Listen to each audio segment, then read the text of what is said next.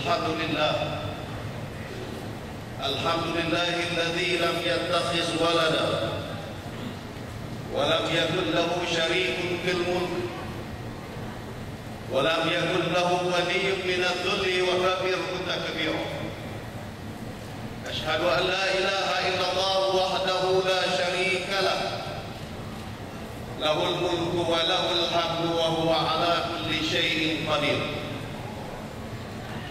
Wa ashhadu anna sayyidina Muhammadan abduhu wa rasuluh arsalahu Allahu basyiran wa nadhiran baina yaday as-sa'ah wa adal amanah wa ballagha ar-risalah wa nasaha al-ummah wa jahada fillahi haqqa jihadih. Wassalatu wassalamu ala habibina wa syafi'ina wa dhukrina Muhammad wa ala alihi wa sahbihi ajma'in.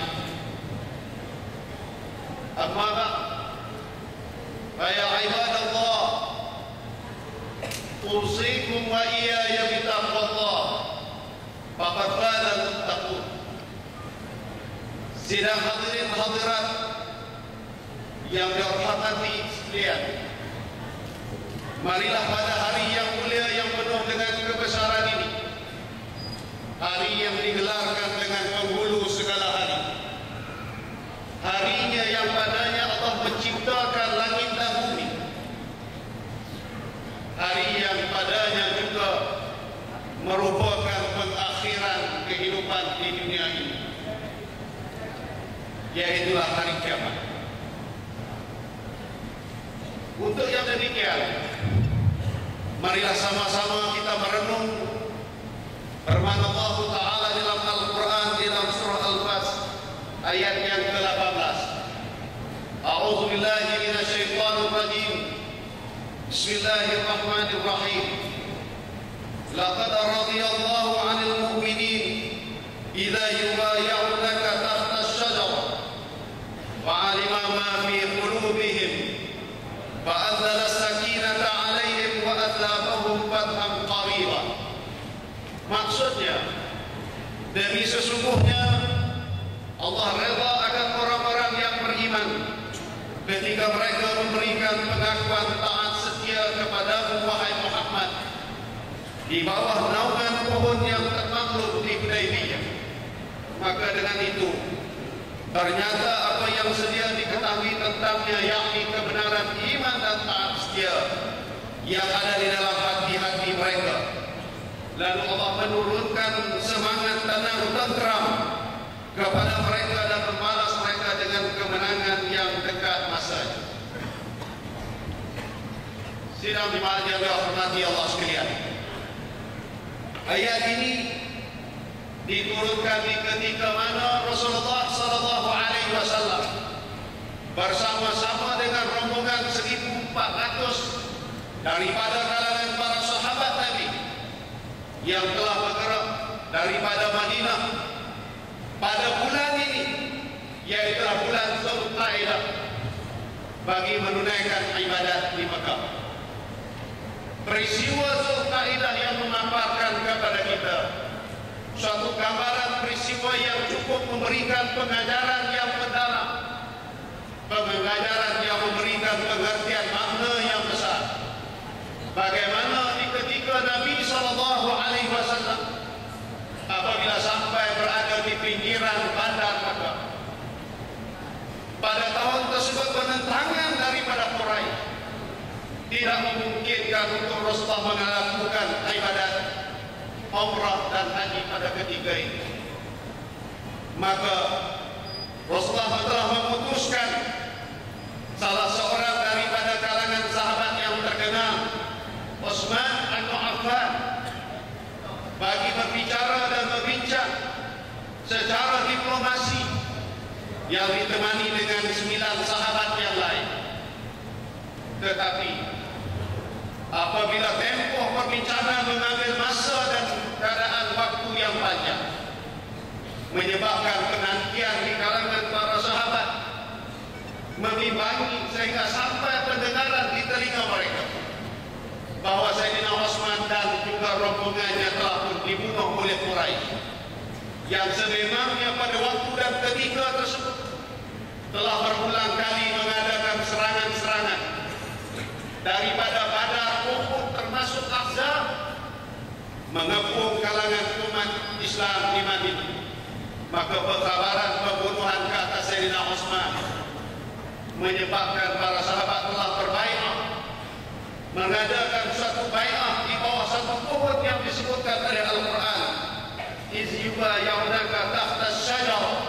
Di bawah pohon itu mereka mengadakan perbincangan. Dan kemudian apabila Quraisy mendengar perjanjian untuk menuntut bela di atas kematian Utsman, lalu mereka memutuskan Suhail bin Amr untuk menjadi wakil delegasi berbincang dengan Rasulullah, sehinggalah menghasilkan perjanjian Hudaybiyah ataupun disebut dengan piagam ataupun disebut dengan perjanjian Hudaybiyah, di mana kita melihat mewakili Rasulullah sebagai pencatatnya ialah Sayyidina Ali. Bagaimana di dalam perbincangan dan syarat-syarat perjanjian, terma-terma yang telah diatur menyebabkan para sahabat begitu tertekan dan tersinggung. Di antara syarat-syarat yang telah disebutkan, bagi orang-orang yang memeluk agama Islam daripada Mekah selepas daripada perjanjian ini tidak dibenarkan untuk dibawa ke Madinah, dan kalau mereka melaporkan sampai diri di Madinah mestilah dipulangkan kembali ke Mekah. Manakala orang-orang Madinah yang murtad, yang lari kepada kalangan Mekah, yaitu golongan kufar, tidak diperlukan dihantar kembali. Suatu perjanjian yang dilihat berat semula. Begitu juga para sahabat tidak dibenarkan untuk menunaikan ibadat umrah pada tahun tersebut, mesti kembali ke Mekah, ke Madinah, dan di tahun hadapan barulah dibenarkan. Seolah-olah perjalanan yang mengambil tempoh yang panjang, mengharungi padang pasir yang mana tidak dihargai dan tak dibenarkan untuk menunaikan ibadat, maka ianya sebagai salah satu daripada perjanjian yang tidak menguntungkan. Sedangkan di awal perjanjian juga, maka mereka di sana telah memadam kalimat Bismillahirrahmanirrahim. Mereka sebutkan bahawa kami hanya mengenal tulis saja Bismillah, Ar-Rahman Ar-Rahim itu kami tidak kenali. Padamkan kalimat Muhammad Rasulullah, yang tinggal hanyalah Muhammad. Karena kalau kami mengisihat Muhammad itu sebagai Rasul, maka tidak memerlukan lagi kepada kami untuk supaya mengadakan perjanjian ini. Karena kami tidak mengiktiraf ianya sebagai Rasul, maka kami menolak. Akhirnya, sesudah daripada terteri perjanjian di antara Suhail dan juga Rasulullah Sallallahu Alaihi Wasallam, para sahabat begitu tertekan melihat perjanjian yang dirasakan begitu berat kepada Islam. Maka di suasana yang demikian, tiba-tiba seorang lelaki yang bernama Abu, yang digelarkan dengan Abu Jandal, kebetulan anak kepada yang mengikat perjanjian, yaitu Suhail, dia masuk Islam. Maka kemudian dalam keadaan kaki yang terhantai kerana diikat di Mekah, terlepas sampai ke Hudaybiyah. Maka pada waktu itu kata Suhail, Muhammad, kamu telah menerima perjanjian dan telah kamu berterikat, maka kamu harus berpegang kepada perjanjian kamu. Para sahabat merasa begitu tertekan, tetapi Rasulullah mengatakan bahawa sesungguhnya kita dipegang kepada janji dan juga perjanjian yang telah kita buat. Lalu diserahkan. Suhail kembali kepada Abu Jandal mengambil suka, diserahkan kepada Suhail. Keadaan yang seperti ini menyebabkan para sahabat dalam keadaan yang tidak dapat meletakkan maruah diri mereka, sehingga apabila Rasulullah memerintahkan untuk kembali ke Madinah, bertahalul dan juga menyembelih korban karena tidak dapat menunaikan ibadat pada tahun tersebut, setelah diulang sebanyak 3 kali, sahabat tidak mematuhi perintah tersebut, sehingga Rasulullah mendatangi Ummu Salamah, istrinya, sehingga kata Ummu Salamah, wahai Rasulullah, kamu cukur dan kamu sembelih dan korban, bertahalullah kamu. maka barulah para sahabat mengikutinya. Pengajaran yang besar daripada peristiwa Hudaybiyah mengajar kepada kita bagaimana di dalam kehidupan ini, walaupun orang mengenali Nabi Muhammad, wa ma yantiqu 'anil hawa in wa illa wahyu yuha, Muhammad tidak berbicara dengan pembicaraan yang kosong, melainkan ianya wahyu Allah Subhanahu wa taala. Maka pada waktu tersebut, setelah kita merenung kejadian Hudaybiyah dalam tempoh yang terlalu singkat, tidak sampai 2 tahun berlaku pula pembukaan Makkah. Hasil daripada kepatuhan, ketaatan para sahabat menerima Hudaybiyah yang dijanjikan oleh Rasulullah, walaupun pada penglihatan mata mereka dalam keadaan tidak menguntungkan, tetapi sesungguhnya di sana janji Allah, wa makaru wa makarullah wallahu khairul makirin.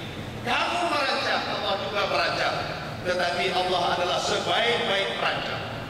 Selain daripada itu, pengajaran Hudaybiyah mengajar bagaimana perancangan yang betul dan benar disusuli dengan tawakal kepada Allah, bagaimana yang disebut oleh Sayyidina Ali, al-batil bin nizam, kebatilan yang berteraskan kepada perancangan yang tepat, dia tetap memenangi keadaan, walaupun kadang-kadang al-haq bi ghairi nizam, kebenaran tetapi tanpa perancangan yang teliti tidak memungkinkan mencapai kemenangan. Maka sebab yang demikian, kita melihat pengajaran berikut daripada hadis yang dalam peristiwa Hudaybiyah mengajar kepada kita adab kepada kepimpinan. Kullukum ra'i wa kullukum mas'ulun an ra'iyatih. Tiap kamu adalah pemimpin. Daripada semangat kepatuhan para sahabat ke atas Rasulullah sallallahu alaihi wasallam telah membawa kepada kemenangan Fathul Makkah, pembukaan kota Makkah, walaupun merasai tertekan dan sebagainya, pengajaran yang memberikan kepada kita pertolongan daripada Allah Subhanahu wa taala. Selain daripada itu, daripada pengajaran Hudaybiyah yang dapat kita kutip, mengajar kepada kita prasyarat kemenangan sesebuah bangsa dan umat tersebut, ianya adalah amat bergantung bagaimana kepimpinannya dan ketaatan kepada pemimpin tersebut. Maka insya Allah ianya akan menjadi kejayaan dan kecemerlangan kepada umat tersebut. Sesungguhnya Allah bersama dengan jamaah, bersama dengan kesatuan, yadullah fawqal jamaah. Maka Hudaybiyah sekali lagi yang telah berlaku 1400 tahun yang lebih harusnya digarap dalam menunjangi kejayaan umat Islam, dalam membawa nahda bahtera kejayaan ummah, bukan sekadar hari ini, bahkan sampailah ke hari-hari akhirat. A'udzubillahi minasyaitonir rajim. Bismillahirrahmanirrahim. Idza jaa nasrullahi wal fath wa ra'aitan nasa yadkhuluna fi dinillahi afwaja fasabbih bihamdi rabbika wastaghfir innahu kana tawwaba. Barakallahu li wa lakum bil Qur'anil azim wa nafa'ani wa iyyakum bima fihi minal ayati wa dzikril hakim. Fataqabbal minni wa minkum tilawatahu innahu huwas samiul alim. Aqulu qawli hadza wa astaghfirullahal azim li wa lakum wa lisairil muslimina wal muslimat fastaghfiruhu innahu huwal ghafurur rahim.